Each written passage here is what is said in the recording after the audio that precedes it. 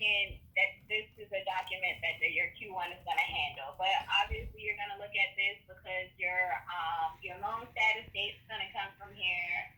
You want to make sure that your loan is on here. So you want to make sure all of this information does in fact match up with your AUS and everything. And I've already done that, so it has. Right. So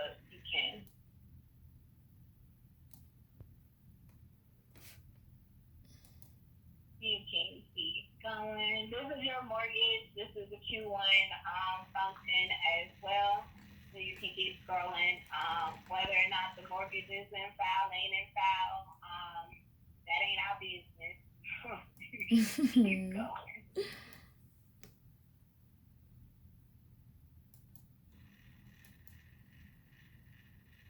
So all of that was the mortgage. Keep going. This is actually your final closing disclosure.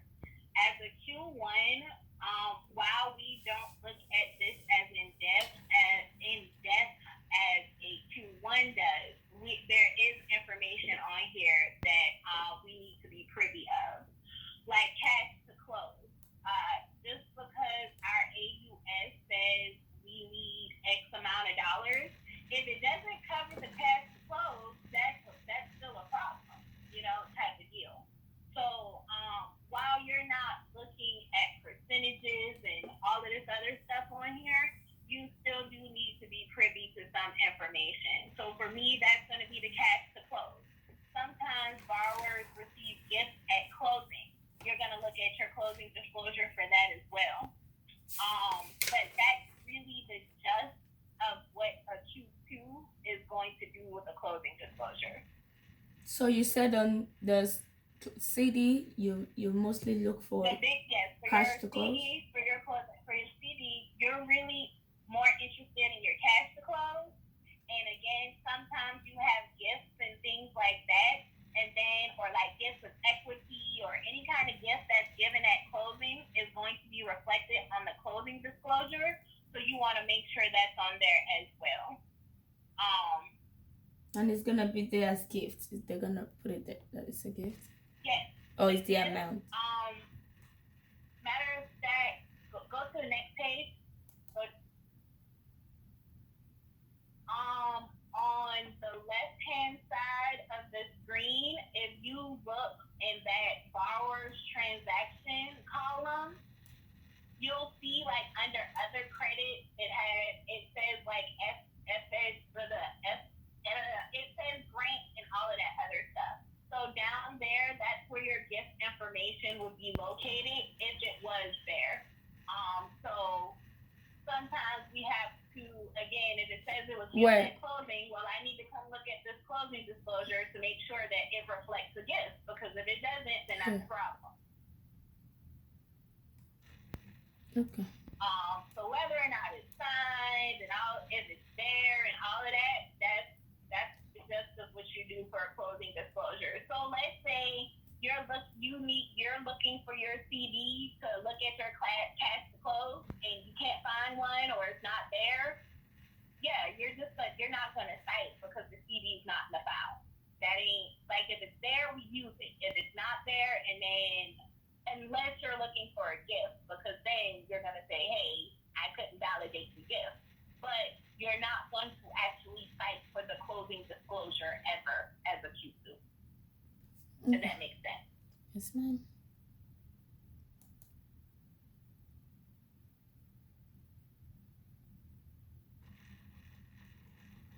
Insurance? And whenever you're ready, you're ready. You can keep going.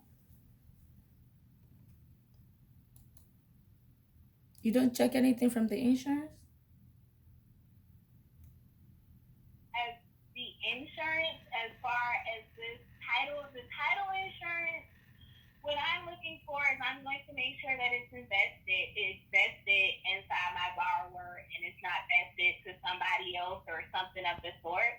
But we don't get too in-depth into the title work information either, unless maybe something's going on with the appraisal and we have to refer to the title in order to in order to cure that or something, or in order to further prove what was wrong with the appraisal. But other than that, we're not going to take a deep dive into your title information either. Again, you want to make sure your vesting is right. If it's saying that you have fee simple, you want to make sure it's fee simple type deal, but you're not going too far into this, if that makes sense. You want to make sure your bases are crossed.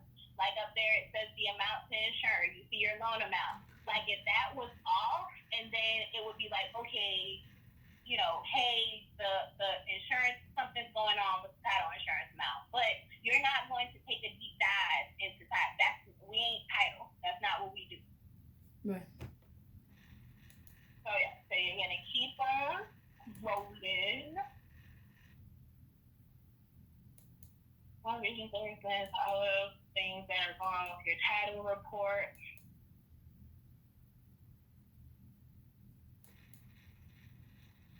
The loan policy, no? Oh, that's the title.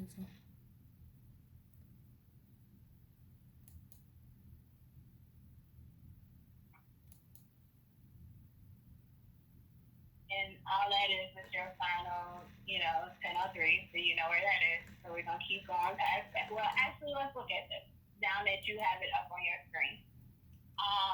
So when you're looking at your 1003, this one, again, you're cross-checking it to make sure that this information that's listed here is in fact the information that's listed on the AUS and like all that type of good stuff. So the biggest hit you're going to get for an application is a lot of the time either the employer phone number, position title, like that type of stuff is missing. And if you go down to the employment information section, you'll see that, this borrower was a student prior to, and this doesn't have a business phone number. Well, technically there isn't. It's on page 1. Go. Right there. On page 1, I'm over here under where the employment stuff is, down. Yeah. If you see the previous employment, it doesn't have a business phone number. Well, they were a student. Had this been an actual employer, then I would have made a citation that the final URLA did not reflect the business phone number for the borrower's previous employment. But they weren't employed. They were a student. So I'm not going to cite for that. Where is that? I'm not seeing the phone number. Which part? Employment? Go down. You see the next section. Yeah, you see right there up a little bit where it says business phone number. Yeah, right. Come down. Stop. Right there. That's the business phone number. So you see that doesn't have anything in it. Normally, I would cite for that, but they were a student, so it technically wasn't a business. So I'm not going to make a citation for it. But like, say business position is missing, business address, or then we would go ahead and we would make a citation for that. So that's really what we're looking for. So if the business phone number and the address is missing, and what? The position, title, type of business. Usually those, if anything is going to be missing from that section, that's what would be missing, and that's a citation. But this one is, even though it's not here because they're a student, I'm not going to cite for it. Right, which makes sense. Had it been an actual employment, and then I would make the citation. But because they were a student, I'm not going to cite for it. And let me see what else I look for on here. Again, we'll be coming back to the application when we do our credit and when we do our income. So I just kind of glance over it once over when I do see it to make sure that it's all good to go. So you can go to the next.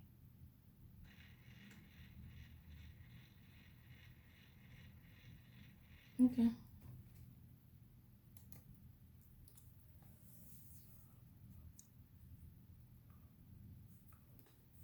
All right, and we see that it's signed. It's only the one borrower, so we can keep going.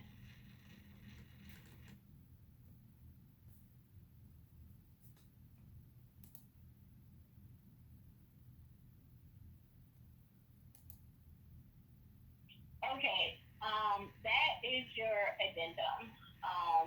So when we're looking at my addendum, because this is a FHA file, I want to make sure that they have everything filled out correctly for that. Because the biggest issue with these loans is when they answer, like for FHA, they'll answer VA questions, and for VA, they'll answer FHA. So while I'm glancing over this, I see my case number is up there. I see my loan number, my case, my 203B, my ADP code. My loan file is up there with my upfront MI. My interest rate is correct, 30-year fixed. That's my borrower. That is my property address. And I'm still looking at the same form, but I'm moving down the form. Is it your first time? And I want to make sure that all the correct boxes are set.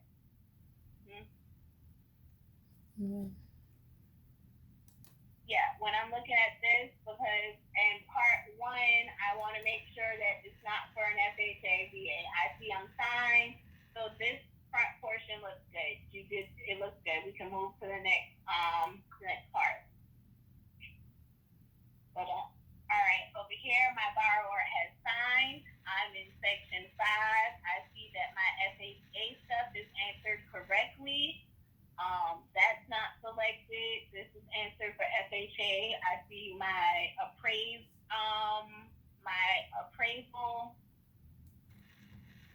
value is correct. This is signed. So page 2 of the addendum looks great. So I'm over here looking at the direct endorsement approval now. So my date does have an approved date. The date mortgage approved should match the AUS submission date. So what is that? The 8th, that says March the 8th, 2021. So I'm just going to go. You don't have to do it. What I'm going to do is I'm going to go look at my AUS, and I'm going to see what the date on my AUS is. The date on and this is why it's good to have 2 open. So because you have that open right there, you can be in your other PDF, and you can go to your AUS and see what your date is, and you don't have to move from where you are. But that is correct. So that's the correct date. All conditions of approval have been satisfied and selected, and I have my DE underwriter's chums number here and my VFHA. So they don't need a signature here on that page because it is not a refer. It is EU exact, so we're good. So we can go to the next page. So what dates were you comparing? You were comparing a date. Which date was that? The date mortgage approved. If you look at your direct endorsement approval, under the borrower's name, there is a section that says approved. Then it has date mortgage approved.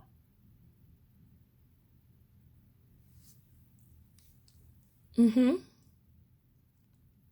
And that should match up with your AUS submission date. So is it the one that said 4/7/21? Yeah, where it says the 3/8/2021, the approval date. Go to page 136 in your PDF real quick.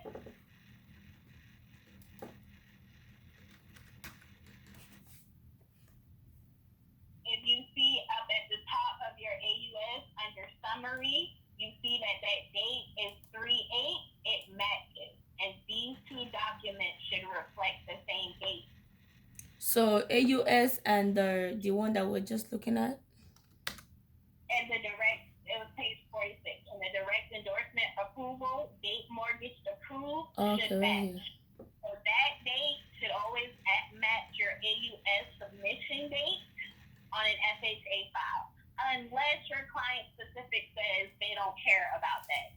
Otherwise, you're going to make, like, say your AUS had 4/7 as the submission date, well, we would be making a citation if client specific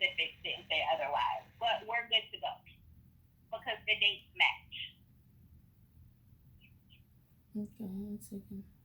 Okay, so go ahead. I know you writing it down.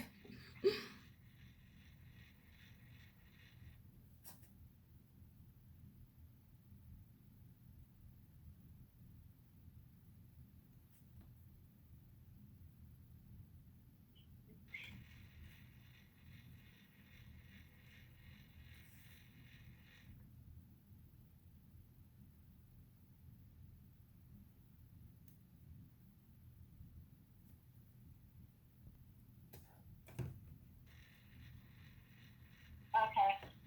So we're gonna go to the next one. And on your borrower cert, we're just making sure we have signatures on this section essentially, and that is good to go. Your borrower should sign, and then you should also have your mortgagee signature and date down there as well. Oh, just the signature and the date? Yes. On this page, it's just going to be signatures and dates. And you know that your mortgagee information is filled out. But you just want to make sure there's nothing else, no check marks or anything on this page, just the signatures and to be completed. Okay. All right, when you're ready, you can go to the next one.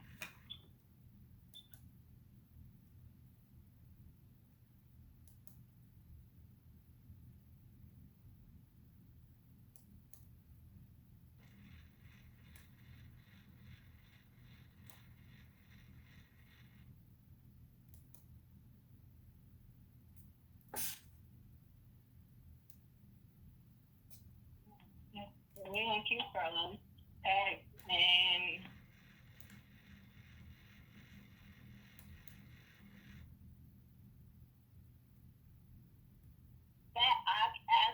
stop right there. That affidavit of occupancy, that's important if you have like a refinance and we have a PIW or something like that, because this is going to tell us that our home is not for sale. So this is because a lot of these documents like this, Q2, that's not really our thing, but I just want you to notate that as a Q2, depending on the situation and your refinance, this may be one that you need, okay? So if this is a refinance?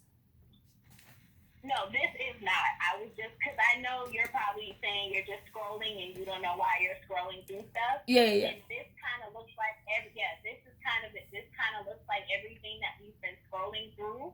But out of these affidavits and all of this other stuff, as a Q2, that affidavit of occupancy is really the only one that you're going to be concerned about.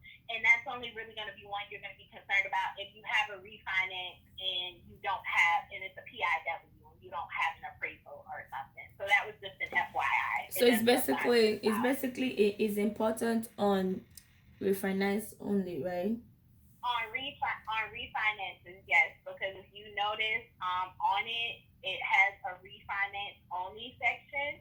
So that would specifically be what you're going to be paying the attention to there, that is selected, because it's something that that the AUS requires to be noted. So all of this other affidavit and all this other stuff, that's not really something that we deal with on our end. But this is one of the only documents that you will have to be concerned with at some point in time as a Q2. But it does not apply to this file.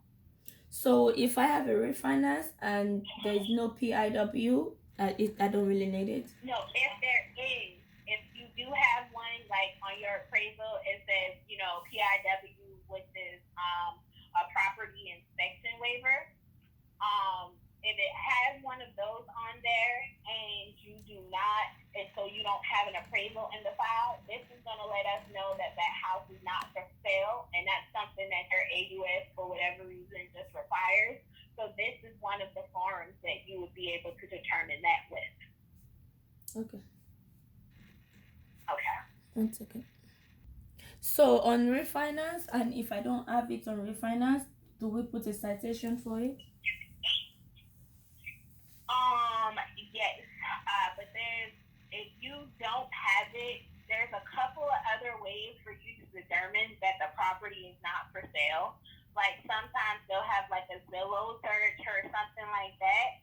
But if you have that PIW, that reference warrant, property inspection waiver on your AUS, and you don't have this form, and you're unable, because really the only thing this form is telling us is the property is not for sale.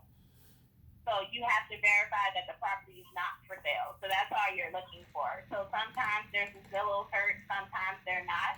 But this is really the place that we look for it first. So if that's not in there, you don't have a Zillow search or anything like that, and then you would make the citation that you were unable to determine that the property was not listed for sale.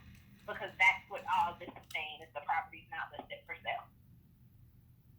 So I can have affidavit of occupancy, or what did you call it, a Zillow? A Zillow search, you know, like when you go online and you Right. look up Zillow and you look for like a property price, sometimes the originator of those internet searches in the file, Okay. and we can determine from that the property is not for sale. So we just need to verify that, and this is the form that we do it with outside of something like that if it's missing. So if But I generally it's going to be this form. so if I don't have any of this, it's citation. It is a citation, yes ma'am. Okay. One second.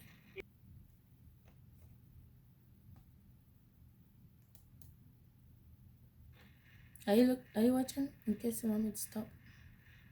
I'm watching. You can keep going. We don't worry about the W-9. Okay. It's actually turning into the 4506C now, but that is a form that we have to review as the Q2. And essentially what we're looking for is the borrower you're looking at form line 1A, because you need to make sure your borrower's information is there. Line 3 needs to be completed because that's the information that they're providing to the IRS to get the transcript. So section C needs to be completed. Section 5A needs to be completed as well. And on 5A, okay. If the Stonehill Group orders the transcript for this particular client, which we do, and if this was one of those files that we needed to order a transcript on, which is not, because this is not self-employed and it is FHA, so that does not require a transcript.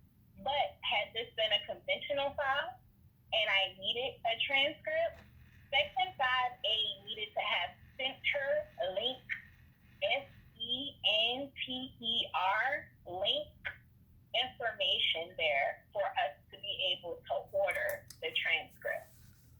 And because this has the client's name on it, I would go ahead and I would make a citation in the 4506P question that we were unable to order the tax transcript due to line 5A.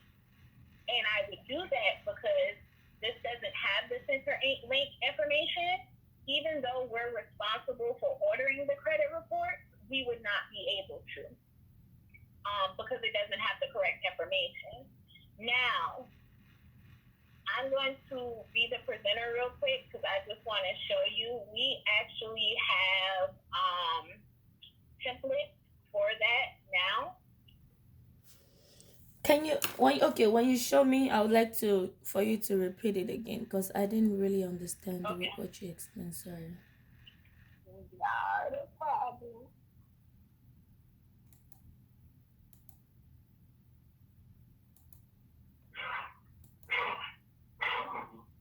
Okay. So here, and again, this form is changed into the 4506C. And it pretty much has the same information on there. It's just blocked off a little different. But this is a form that they're phasing out. So and actually, let me just go ahead and make it fit to one screen. Okay, so when I'm looking at this, I'm looking here because I want to make sure that this is my borrower. I'm looking here because if there is no name and address, then it's incorrect. So I'm looking here to make sure that this information is filled out. And I'm going to give you a caveat to all of this at the end. So follow. So I'm going to make sure this is correct. Now, we have this section right here. We have section 5A.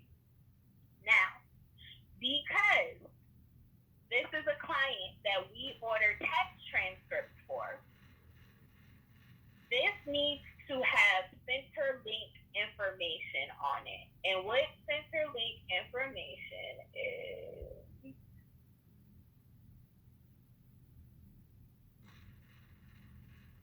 Give me 2 seconds. I just made this shit to Sherelle this morning. There's Sherelle.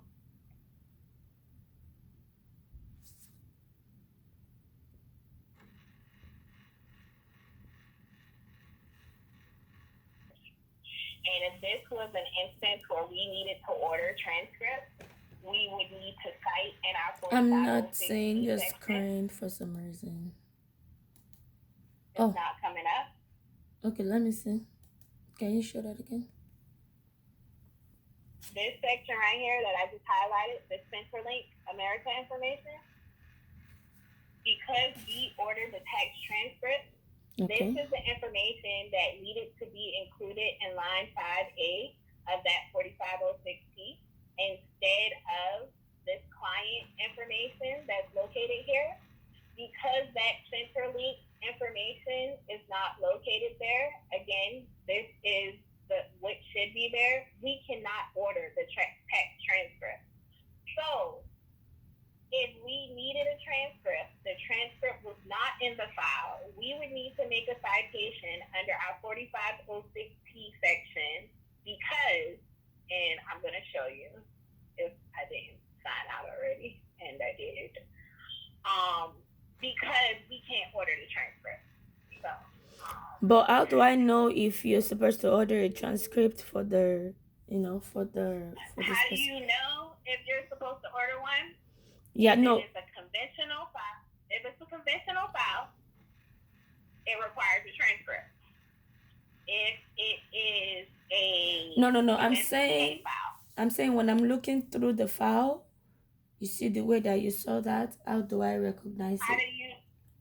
do you know? Well, this is an FHA file, so I know that FHA doesn't require a transcript, and then it's a self-employed borrower. I mean, excuse me, this is a salary and borrower, so I know they don't need transcripts.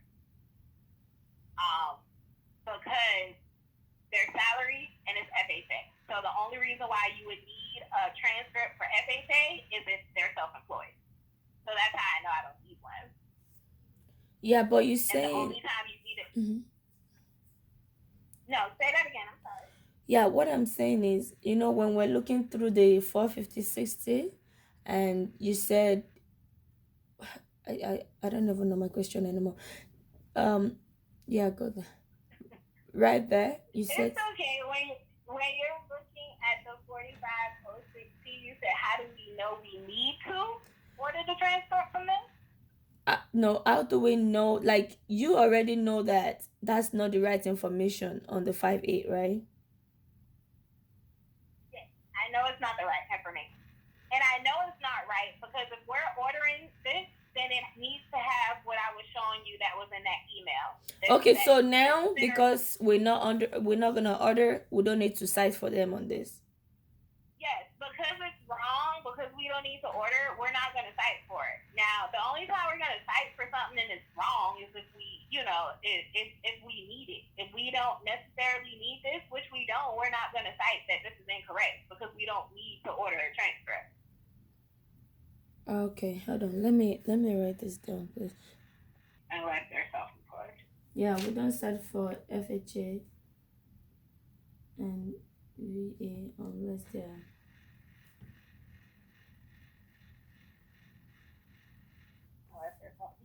Self-employed.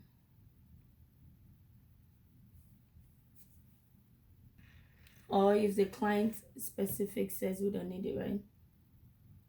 Correct. Correct. Client specific, you kind of got it. I don't care what we say we need. If the client specific said they don't want us fighting for it, we don't fight for it. Okay, thanks. I'm done. Okay.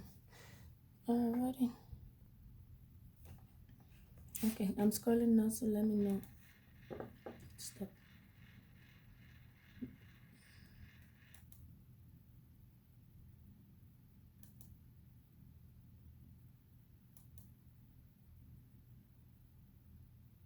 No?